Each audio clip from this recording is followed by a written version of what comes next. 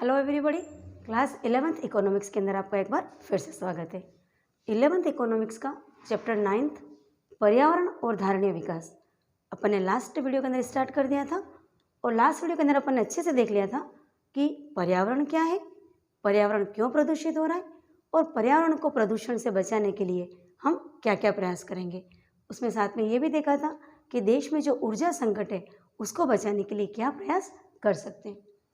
आज अपना second part है इसका और सेकंड पार्ट के अंदर अपन देखेंगे,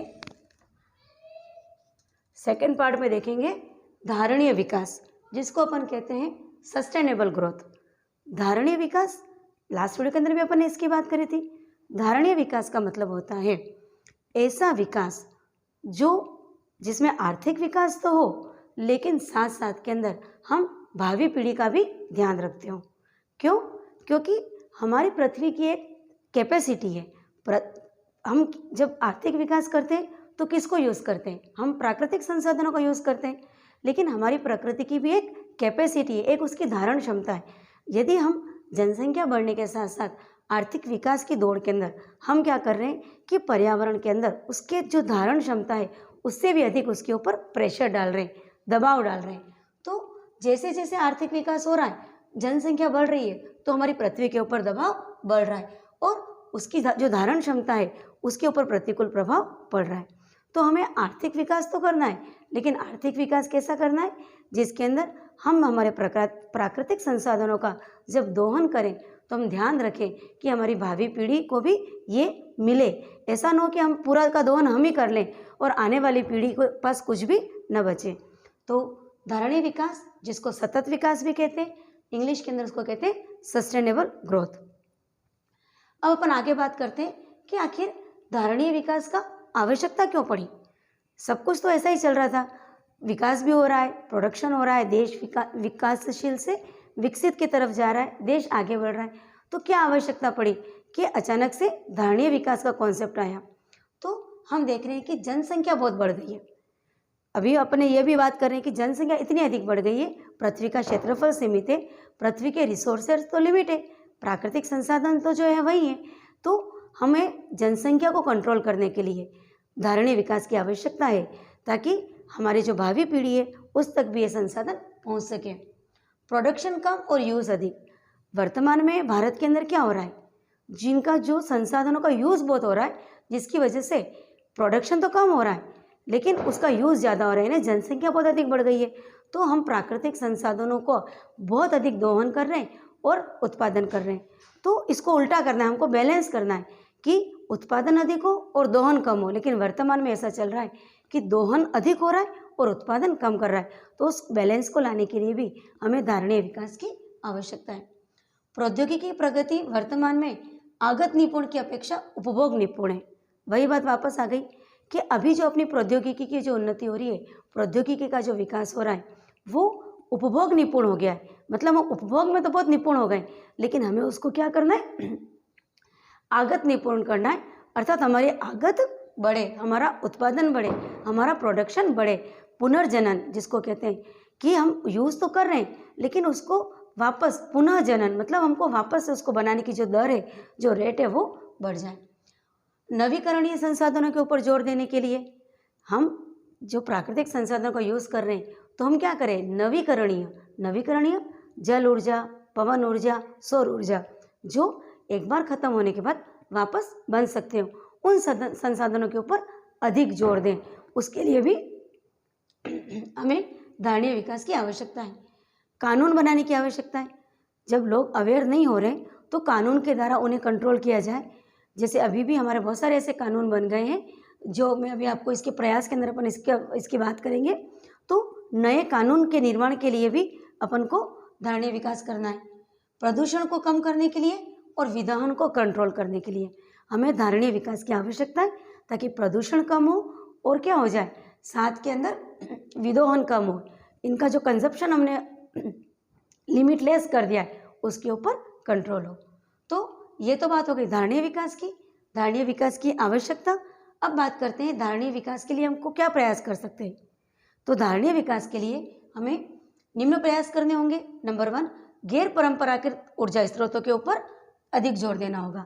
गैर परंपरागत ऊर्जा स्रोत अपन ने पहले भी बात करी है लास्ट वीडियो के अंदर, जब लास्ट वीडियो के पहले 8th चैप्टर के अंदर भी, कि ऊर्जा के 2 स्रोत हैं, परंपरागत और गैर परंपरागत। परंपरागत जैसे लकड़ी, कोयला, जो हमारे युगों से चलते आ रहे हैं, और गैर परंपरागत वो स्रोत जो नई टेक्नोलॉजी पे, नई विधाओं के ऊपर आधारित है, जैसे सौर ऊर्जा, पवन ऊर्जा, जल ऊर्जा। तो यदि हम चाहते हैं कि धारणीय विकास हो, धारणीय विकास ऐसा विकास जिसके अंदर हम संसाधनों का जो दोहन करें, यूज़ करें, तो लिमिट में करें। हम आर्थिक विकास तो करें, लेकिन भावी पीढ़ी को ध्यान में रखते हुए करें। हम अपनी भावी पीढ़ी के लिए भी संसाधन बचाएं, उसे धारणीय विकास कहते हैं। तो धारणीय विकास के लिए आवश्यक है कि हम ऊर्जा के गैर परंपरागत स्रोतों के ऊपर अधिक जोर दें। गाँवों, अब इसी के अंदर आता है गाँवों में एलपीजी, शहरों में सीएनजी। तो अभी वर्तमान के अंदर हमारी सरकार ने प्रयास भी कर लिया है कि गाँवों के अंदर जहाँ लकड़ी, कंडे आदि जला करके और ऊर्जा प्राप्त की जाती है, ईंधन के रूप में यूज़ किया जाता है। तो हमारी सरकार भी प्रयास कर रही है कि इन सब के ऊपर कंट्रोल हो और गाँवों में भी एलपीजी का ही प्रयोग हो। और अब वर्तमान के अंदर इसके ऊपर ज़्यादा जोर भी दिया जा रहा है और इसके ऊपर गाँवों के अंदर एलपीजी का यूज़ भी बढ़ गया है। तो एलपीजी की वजह से क्या होगा, धुआं नहीं होगा, रेसिड्यूज कहते हैं जिसको, अवशेष नहीं बचेंगे, प्लस कम ईंधन के अंदर अधिक ऊर्जा प्राप्त होगी। तो एलपीजी को यूज़ करके भी हम धारणीय विकास को आगे बढ़ा सकते हैं। शिक्षा व जागरूकता। अब किसी भी समस्या के समाधान के लिए एजुकेशन और अवेयरनेस ये मतलब मोस्ट इम्पॉर्टेंट फैक्टर है। क्यों? क्योंकि जब तक लोग एजुकेट नहीं होंगे, जब तक लोग अवेयर नहीं होंगे, किसी भी समस्या का समाधान नहीं हो सकता है। तो यदि हम चाहते हैं कि हमारे भारत के अंदर धारणीय विकास हो, उसके लिए हमें लोगों को शिक्षित करना होगा, शिक्षा को बढ़ावा देना होगा और साथ में जागरूक भी करना होगा लोगों को। इस चीज़ को समझाना होगा कि यदि हमने जिस गति से आज अपन इन प्राकृतिक संसाधनों का दोहन कर रहे हैं, यदि हमने वही रखा तो एक समय ऐसा आएगा कि हम इन सब से वंचित हो जाएंगे और हम वापस पुराने ज़माने के अंदर पहुंच जाएंगे। तो और इसके अंदर साइंस फेयर वगैरह छोटे प्राइमरी लेवल से लेकर कॉलेज लेवल तक सरकार प्रतिवर्ष साइंस फेयर करती है, सेमिनार आयोजन करती है, ताकि नए नए इनोवेटिव आइडियाज़ आ सकें, जिससे हम ऊर्जा के गैर परंपरागत स्रोतों के बारे में सोच सकें और देश को पर्यावरण मुक्त और धारणीय विकास की तरफ अग्रसर होने के अंदर ये सब चीज़ें मदद करती है।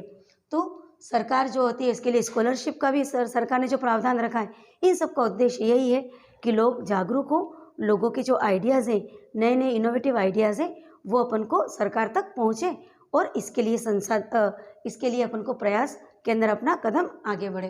तो शिक्षा व जागरूकता भी इसके अंदर एक फैक्टर है। शहरों के अंदर सीएनजी, शहरों में 4 व्हीलर वगैरह, जो ऑटो वगैरह, ऑटो रिक्शा चलते हैं, अब सब कुछ सीएनजी पे चल रहे हैं, जिससे सस्ता भी पड़ता है और प्रदूषण भी कम हो रहा है।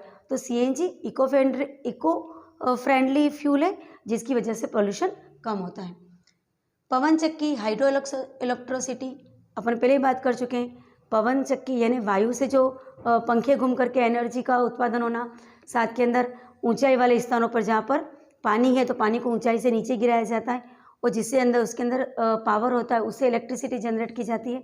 तो ये पवन चक्की है, हाइड्रो इलेक्ट्रिसिटी है, सोलर पैनल है, ये सब कुछ ऐसे ऊर्जा के स्रोत हैं जिससे पोल्यूशन भी कम होता है, सस्ते भी पड़ते हैं और अपन को जो एनर्जी का जो वैकल्पिक अल्टरनेटिव सोर्स है ये, ताकि हमारे जो परंपरागत, जो हमारा ट्रेडिशनल जो सोर्स चल रहे थे उसके हट करके हम इसे जो नए जो इनके रिसोर्सेज है उसकी तरफ कदम बढ़ाते हैं। और ये नवीकरणीय रिसोर्सेज है, क्यों? क्योंकि ये ख़त्म नहीं होते हैं और इनका पुनर्जनन अपन कर सकते हैं। जैविक कंपोस्ट, तो जैविक कंपोस्ट बहुत ही अच्छा एक वैकल्पिक अल्टरनेटिव इसका सोर्स फैक्टर है, जिसके द्वारा अपन पोल्यूशन को बहुत ज़्यादा कम कर सकते हैं। क्योंकि वर्तमान के अंदर अपनी जब से हरित क्रांति हुई है, हमने बहुत अधिक आर्थिक विकास किया है, अनाज उत्पादन के क्षेत्र के अंदर अपन बहुत आगे आए, लेकिन उसकी वजह से अपन ने केमिकल फर्टिलाइजर्स, केमिकल जिसके यूज़ करने लगे, पेस्टिसाइड्स यूज़ करने लगे, जिसकी वजह से हमारे जो खाद्यान्न का प्रोडक्शन तो बहुत बढ़ गया है, लेकिन वो सब हमारे लिए हानिकारक है, हमारे शरीर के लिए हानिकारक है और पर्यावरण को भी प्रदूषित कर रहे हैं। क्योंकि जब हम खेतों के अंदर रासायनिक खाद डालते हैं, पेस्टिसाइड डालते हैं, तो वर्षा के जल के साथ वो हमारे जलीय स्रोतों में जाते हैं और वही जलीय स्रोत को हम यूज़ करते हैं, पेयजल के रूप में यूज़ करते हैं। तो वो सारे केमिकल हमारी बॉडी में जा रहे हैं, प्लस फसल के साथ तो हमारे साथ आ ही रहे हैं। तो ये सब हमारे लिए बहुत ज़्यादा हार्मफुल है। तो इससे बचने का जो सबसे अच्छा उपाय है वो है जैविक कंपोस्ट। तो जैविक कंपोस्ट क्या है? जैविक कंपोस्ट का दूसरा नाम होता है कूड़ा कंपोस्ट, जिसको कहते हैं कूड़े से। अब कूड़ा कौन सा? कूड़ा पशुशाला का कचरा और खेतों का कचरा। आपके खेतों के जो अपशिष्ट पदार्थ होते हैं, पशुशाला जैसे गोबर है, गौमूत्र है, इन सबको यूज़ करके, इनको सड़ा करके, इन सबको शामिल करके, पानी इसके अंदर डाल करके, इन्हें नमी प्रदान करके और कुछ महीनों तक, कुछ दिनों तक इसको सड़ा करके जो खाद बनाई जाती है उसे ही जैविक कंपोस्ट कहते हैं। जैविक कंपोस्ट को अपन दो तरह से बना सकते हैं, गड्ढा करके या ढेर विधि। गड्ढा करने के अंदर ज़मीन के अंदर 2-4 मीटर गहरा गड्ढा कर दिया जाता है उसको, और इसका जो रेडियस होता है वो भी लगभग 2 से 3 मीटर होता है। उसको अंदर गोबर से अच्छा लिप दिया जाता है। पानी का स्रोत नज़दीक होना चाहिए ताकि समय समय के ऊपर इसको अपन गीला कर सकें। फिर इसमें हमारा जितना भी पशुशाला का कचरा, गौमूत्र, गोबर, अधपका गोबर और जो गन्ने के जो छिलके हैं रस निकालने के बाद, और जो भी हमारे खेतों के अंदर रेसिड्यूज जो अवशेष बचे, उन सबको इसके अंदर डाल दिया जाता है और फिर कुछ समय तक इसको सड़ाया जाता है। तो जो खाद बनती है वो जैविक कंपोस्ट होती है। ये बहुत अच्छी खाद होती है और फसलों के लिए भी उपयोगी होती है, प्लस हमें भी किसी तरह का नुकसान नहीं पहुंचाया जाता है। तो जैसा गड्ढा विधि में करते हैं वही चीज़ ढेर विधि में करते हैं। गड्ढा विधि के अंदर ज़मीन के अंदर गड्ढा खोदते हैं और ढेर विधि के अंदर ज़मीन के ऊपर इस तरह का ढेर बनाया जाता है और इसके द्वारा ये कंपोस्ट खाद तैयार की जाती है। तो आज के अपना ये जो पूरा वीडियो है उसके अंदर अपन ने अच्छे से देख लिया कि धारणीय विकास क्या है। एक बार मैं फिर आपको सिर्फ धारणीय विकास बता देती हूँ। धारणीय विकास का मतलब होता है देश आर्थिक विकास करे, देश को आर्थिक विकास करना है, लेकिन आर्थिक विकास पर्यावरण की क्षति की शर्तों पर ना हो। आर्थिक विकास हो लेकिन इसके अंदर पर्यावरण की धारण क्षमता को ध्यान में रखा जाए, भावी पीढ़ी को ध्यान में रखा जाए। तो ऐसा आर्थिक विकास जिसमें हमारी पृथ्वी या पर्यावरण की धारण क्षमता को ध्यान में रखा जाए, हमारे भावी पीढ़ी को ध्यान में रखा जाए, तो ऐसे आर्थिक विकास को धारणीय विकास कहते हैं। फिर धारणीय विकास की आवश्यकता क्यों है, धारणीय विकास के लिए अपन क्या क्या प्रयास कर सकते हैं और जैविक कंपोस्ट क्या है, ये अपन अच्छे से देख लिया। तो बच्चों 11th इकोनॉमिक्स का 9th चैप्टर पर्यावरण और धारणीय विकास की 2 वीडियो है। दोनों वीडियो को आप अच्छे से देख लीजिए ताकि आपको ये चैप्टर अच्छे से समझ में आ जाए। तो आज अपना 9th चैप्टर भी कंप्लीट हो गया है। अगली वीडियो के अंदर अपन 10th चैप्टर देखेंगे। तब तक के लिए